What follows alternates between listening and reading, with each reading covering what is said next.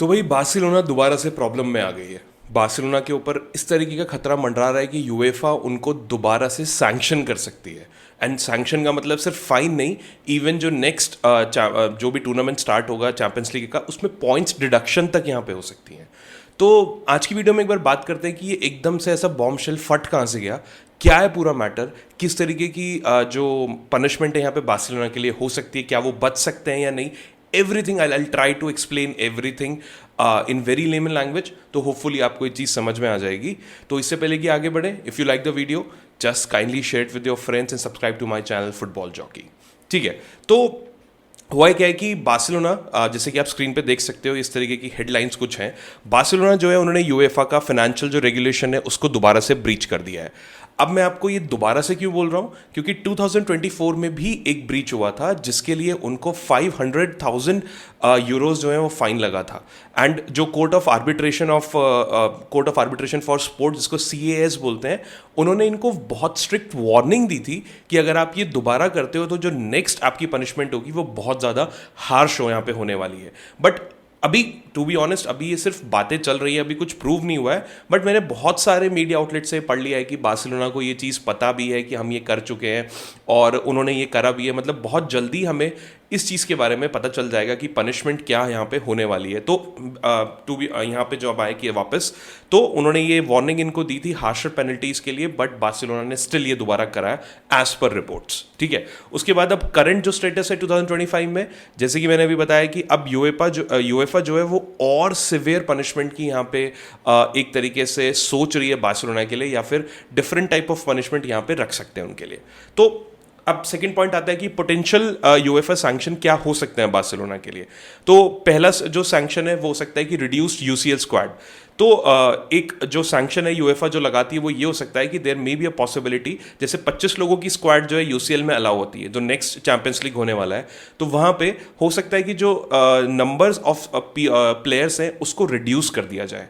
तो यार आप खुद ही सोचो ये कितनी ज़बरदस्त एक पनिशमेंट यहाँ पे हो सकती है कि considering the next considering the next champions league, जहाँ पे रियल मैड्रिड भी एक तरीके से स्ट्रेंथन हो रही है, बाकी टीम्स भी स्ट्रेंथन होंगी, वो कोशिश करेंगी वापस से compete करने का and all that. And Barcelona ने रिसेंटली ला लीगा जीता, वो भी चाहेंगे कि नेक्स्ट सीजन वो भी चैंपियंस लीग विनर बने, तो उसके लिए उनको बेंच स्ट्रेंथ तो यहाँ पे चाहिए होगी। हाइपोथेटिकली अगर ये पनिशमेंट यहाँ पे लग जाती है, just assume how difficult it would be for Hansi flick कि वो साथ साथ कम स्क्वाड के साथ चैंपियंस लीग भी खेले एंड देन उनको ला लीगा भी खेलना होगा, कोपा डेल रे भी खेलना होगा, बट चैंपियंस लीग में उनको थोड़ी बेंच स्ट्रेंथ तो चाहिए होगी यहाँ पे। ठीक है, उसके बाद सेकंड पनिशमेंट यहाँ पे हो सकती है पॉइंट्स डिडक्शन। तो ये तो बहुत बेसिक चीज़ है, बट ये अभी तक मैंने तो सच देखी नहीं, यूवेंटस वाले केस में देखी थी जब वो रेलीगेट वगैरह हो गए थे। तो ये there could be a possibility कि जो चैंपियंस लीग ग्रुप होगा नेक्स्ट बारी का, उसमें ये पहले से ही माइनस से ही स्टार्ट करेंगे, यानी कि इनको जो है पॉइंट डिडक्शन मिल जाएगा। एंड जब आप एक तरीके से डे 1 का जो ग्रुप टेबल देखेंगे उसमें जो बार्सिलोना के पॉइंट्स होंगे वो माइनस में होंगे। तो ये जो उनके क्वालिफिकेशन चांसेस हैं उसको डेफिनेटली या डायरेक्टली इंपैक्ट यहाँ पे कहीं ना कहीं कर सकता है। अगेन बहुत ही हार्श पनिशमेंट ये भी मुझे यहाँ पे लग रही है। और तीसरी पनिशमेंट जो है वो तो बेसिक है ही कि इनको फाइन वगैरह, जैसे पिछली बार 500,000 का फाइन था, मे बी अब की बार 700, 800 और मे बी $1,00,000 $1 बोल रहा हूँ, यूरोज, आई डोंट नो, कुछ उस टाइप का यहाँ पे जो फाइन है वो तो यहाँ पे हो ही सकता है। अब ये जो पनिशमेंट है ये इस तरीके से रखी जाती है यूएफा की तरफ से कि ये जो उनका एक तरीके से कॉम्पिटिटिवनेस है, स्पोर्टिंग कॉम्पिटिटिवनेस है, उसको कहीं ना कहीं इम्पैक्ट करे। मतलब ये इंटेंशनली करा जाता है to punish the club, and जो फाइनेंशियल इंसेंटिव्स है उस पर भी कहीं ना कहीं एक तरीके से चोट करते हैं किसी भी क्लब के, इसीलिए इन पनिशमेंट्स को बहुत हार्श बोला जाता है। और यूएफा इसके लिए बहुत सारी वार्निंग्स हमेशा देती रहती है। एंड स्पेसिफिकली जो बार्सिलोना है उनको तो यार पहले भी मिल चुकी है और उनको कंप्लाइंस में रहने के लिए बहुत प्रेशराइज भी किया गया था। और जहाँ तक मैंने पढ़ा था बार्सिलोना ने शायद कुछ चीज़ें फिक्स करने की कोशिश की थी बाद में, मतलब यूएफा वॉज कंसिडरिंग कि हाँ यार अब इनसे गलती हो गई, ये शायद ठीक कर रहे हैं, मैंने कुछ रिपोर्ट्स पढ़ी थी। बट मुझे नहीं पता ये एकदम से ये बॉम्बशेल कहाँ से फट गया है कि अगेन बार्सिलोना ने ये चीज़ करी है। एंड मैंने कुछ रिपोर्ट्स पढ़ी जिसमें उन्होंने बोला कि बार्सिलोना को ये पता भी है कि हमारे ऊपर सैंक्शन लग सकता है, बट उनको लगता है कि ये सब सैंक्शन नहीं लगेंगे, मे बी एक और फाइन हमारे पास आ जाएगा, देखते हैं क्या होता है उसमें। अब अगर हम बात करें कि CAS warning, court of arbitration for sport, इन्होंने क्या बोला था पहले, तो 2024 में जब इन्होंने अपील करी थी बार्सिलोना ने उस फाइन के अगेंस्ट, तो CAS ने ये स्टेट किया था कि भाई अपील तो आप रहने दो, इसमें आप सीधा सीधा जो हो दिख रहा है कि आप लोगों ने यहाँ पे ब्रीच करा है फाइनेंशियल जो हमारा जो रूल है। उसके अलावा अगर फ्यूचर में कोई यहाँ पे ब्रीच आपको मिलेगा तो वुड बी कंसिडर्ड एज रेसिडिविज्म। इसका मतलब रिपीट ऑफेंस कहीं ना कहीं, यानी कि हम ये नहीं देखेंगे कि दोबारा अपील पे आ रहे हो, ये आ रहे हो, अगर आप दोबारा पकड़े गए तो हम ये माना जाएगा कि आपने इंटेंशनली उसको दोबारा करा है। एंड तो CAS ने ये क्लियरली मेंशन कर दिया था कि harsher disciplinary actions will be taken against you मतलब बार्सिलोना। तो ये CAS पिछली बार की हियरिंग में 2024 में बोल चुका है और 25 में दोबारा से ये चीज़ यहाँ पे हमारे सामने आ चुकी है। अब यार मतलब मुझे नहीं पता ये अभी कितना सच है कितना नहीं, बट जितनी रिपोर्ट्स मैं पढ़ चुका हूँ और जिन जर्नल्स पे मैं भरोसा करता हूँ, I am not talking about मार्का एंड ऑल दैट, मैं थोड़े रिप्यूटेड जर्नल्स की बात कर रहा हूँ या जर्नलिस्ट की, मुझे नहीं लगता कि हर कोई इतना झूठ बोल रहा होगा, सबके सब यहाँ पे बोल रहे, तो कुछ तो गड़बड़ हुई है। आई एम नॉट सेइंग कि यही सैंक्शन लगेगा, यही फाइन होगा, बट कुछ तो यहाँ पे प्रॉब्लम यहाँ पे हुई है। और ये सिर्फ बार्सिलोना ने नहीं करी है, और भी टीम्स ने करी है, उसके बारे में मैं आगे बात करता हूँ अभी। तो ये CAS ने पिछली बार बोला था। अब इसके साथ साथ हमें एक चीज़ के लिए बात करने की बहुत ज़रूरत है, which is Barcelona's own ongoing financial struggle. तो यार बार्सिलोना का ना, आपको पता है कि जो डैनी ओल्मो और विक्टर पाओ आए थे, तो इनके रजिस्ट्रेशन के टाइम पे बहुत हंगामा ऑलरेडी कट चुका है।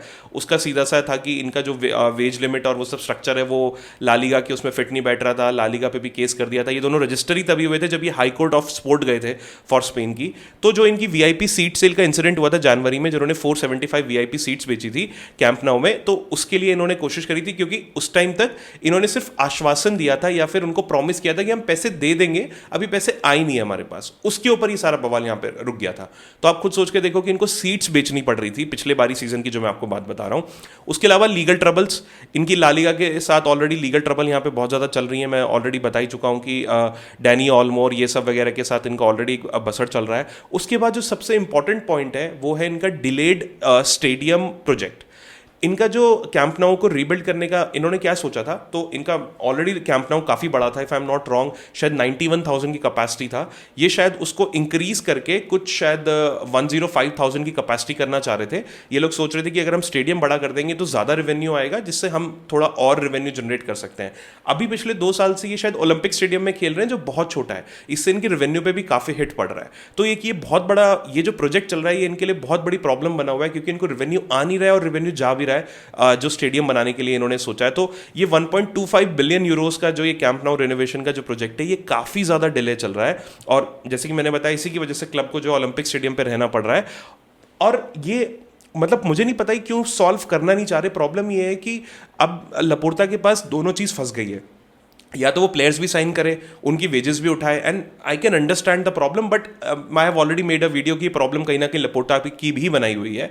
पूरी तरह उन्होंने नहीं बनाई है, उनके एंसेस्टर्स ने प्रॉब्लम उनको विरासत में दी थी, बट उन्होंने थोड़ी सी उसमें चीज़ें ऐड ऑन कर ली कहीं ना कहीं। अब उनको टीम भी चलानी है, उनको वेजेस भी मैनेज करने हैं और उनको ये सब चीज़ें भी करनी है। अब ये दोनों चीज़ उनके लिए गलत टाइम पे पड़ गई यहाँ पे, कि वो क्लब को जो कंस्ट्रक्शन है उसको भी मैनेज करे और क्लब को भी चलाए। मुझे नहीं पता वो कैसे करेंगे अभी के अभी भी।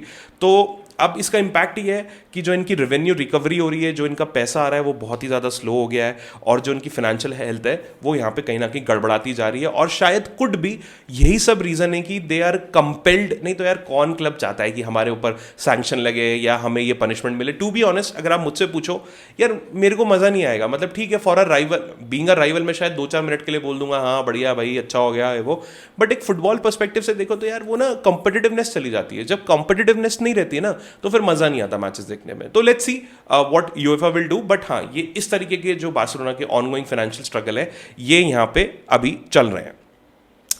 तो उसके बाद अब बार्सिलोना पे जो सैंक्शन होगा वो तो यूएफा बाद में बताएगा। ये पूरी कहानी थी कि क्यों ये सब हो रहा है, क्या पिछली बार हुआ था, और इनके फाइनेंशियल जो स्ट्रगल है वो अभी किस वजह से चल रहे हैं। तो इसके बारे में हमने बात कर ली। अब Barcelona is not the only one, there is 2 more clubs in this. England के 2 क्लब प्रीमियर लीग के, चेल्सी एंड एस्टन विला, भी यहाँ पे फंस चुके हैं। And but the only thing is that कि ये दोनों पहली बार इस प्रॉब्लम में आए यूएफा की। तो इन्होंने अभी जो है फर्स्ट टाइम, क्योंकि रेगुलेशन ब्रीच करा इन्होंने, चेल्सी क्यों है, चेल्सी क्यों फंसी इसमें? चेल्सी फंसी अपनी विमेंस टीम की वजह से। तो चेल्सी ने एक ट्रिक अपनाने की कोशिश करी थी जो कि ऑब्वियसली फेल हो गई, यूएफए ने उसको कैंसिल कर दिया। इन्होंने क्या करा कि जो अपनी इनकी विमेन टीम है उसको इनकी सिस्टर कंपनी जो है ब्लूको करके कंपनी है उसको 200 मिलियन यूरो में बेचने की कोशिश करी, जिससे कि जो बैलेंस शीट है उसको थोड़ा सा मैनिपुलेट करके यूएफए को दिखा सकें। यूएफए को हर साल हर क्लब की बैलेंस शीट सबमिट होती है जिसमें उनके एसेट्स, उनका रेवेन्यू, उनकी इनकम, कितना खर्चा, ये वो सब कुछ यहाँ पे दिखाना होता है। तो चेल्सी वालों ने ज़्यादा शाणा बनने के चक्कर में अपने जो विमेंस टीम है उसको ब्लूको को बेचने की कोशिश करी, ताकि हम वहाँ पे दिखा देंगे एक सेल हो गई, हमें प्रॉफिट हो गया, रेवेन्यू हो गया, ऑल दैट, ये सब करके बैलेंस शीट को हम यहाँ पे कहीं ना कहीं थोड़ा बहुत वो करके यूएफए को दे देंगे। यूएफए ने ये चीज़ पकड़ ली, यूएफए ने ये जो टैक्टिक थी इसको रिजेक्ट कर दिया एंड उनको बोला कि बेटा अब तो ये जो तुमने चीटिंग करी है ना इसके लिए ज़रा तैयार रहो, इसकी पनिशमेंट तुम्हें अभी हम देते हैं आके, ठीक है। और एस्टन विला का मुझे अभी तक टू बी ऑनेस्ट एग्जैक्टली पता नहीं है कि उन्होंने किस वजह से ये जो चीज़ है यहाँ पे करी है। तो अगर आप एक्सपेक्टेड सैंक्शंस की बात करो चेल्सी एंड एस्टन विला के लिए, तो जैसे कि दोनों फर्स्ट टाइम ऑफेंडर्स हैं तो कुड बी एक छोटी सी पनिशमेंट हो सकती है, लेस सिवियर पनिशमेंट होगी, ऑब्वियसली 100,000 यूरोज का फाइन हो गया, मे बी या 200 यूरोज का हो गया, समथिंग लाइक दैट, मतलब फाइनेंशियल फाइन होगा, इसके अलावा कुछ नहीं होगा। अब चेल्सी के केस में क्योंकि उन्होंने थोड़ी चीटिंग भी करने की कोशिश करी है टेक्निकली, तो फाइनेंशियल पेनल्टी तो यहाँ पे लगी सकती है एंड एक स्पेंडिंग प्लान हो सकता है जो यूएफए इन्फोर्स कर सकती है चेल्सी के ऊपर, जो उनके फ्यूचर ट्रांसफर्स और एक्सपेंसेस को लिमिट कर सकता है। अभी आप देखो दुनिया में कोई भी प्लेयर खरीदा जा रहा है चेल्सी उसके साथ लिंक होती है। अब इन्होंने लियम डेलाप भी खरीद लिया है, वो रॉड्रिगो के साथ भी लिंक्ड है, वो फ्लोरियन वर्ट्स के साथ भी लिंक्ड है। आप कोई भी प्लेयर दुनिया का सोच लो, चेल्सी उनके साथ एकदम से ऑटोमेटिकली लिंक हो जाती है। तो यूएफए यहाँ पे ये चीज़ रोक सकता है, वो एक इनको प्लान दे देगा कि भाई आपको इतना ही खर्चा करना है एंड इससे ज़्यादा खर्चा हुआ तो फिर दोबारा आपके ऊपर हम सैंक्शन लगा देंगे। तो ये भी अपने आप में एक पनिशमेंट यहाँ पे है। तो जो फाइनल प्रोसीडिंग्स है ये नेक्स्ट मंथ तक हमें पता लग जाएंगी, मोस्ट प्रॉब्ली जून के एंड तक ये बार्सिलोना, एस्टन विला, चेल्सी सबके जो पनिशमेंट्स है वो हमें यहाँ पे पता लग जाएंगी। तो गाइज ये थी बार्सिलोना की नई प्रॉब्लम। आपको क्या लगता है कि आप बार्सिलोना को ये जो पनिशमेंट है क्या ये फेयर पनिशमेंट्स हैं, पॉइंट डिडक्शन वाली या स्क्वाड को कम करना, या फिर what do you think the exact problem with Barcelona is? क्या बार्सिलोना को ये पनिशमेंट मिलनी चाहिए? Just kindly let me know in the comments what ever you feel about this. And Chelsea के लिए भी व्हाट डू यू थिंक, जो उन्होंने ट्रिक अपनाने की कोशिश करी है, वुमेन्स टीम को बेचने की यहाँ पे कोशिश करी है, what ever you feel about that just kindly let me know in the comments. अगर वीडियो अच्छी लगी है तो share with your friends. Thank you.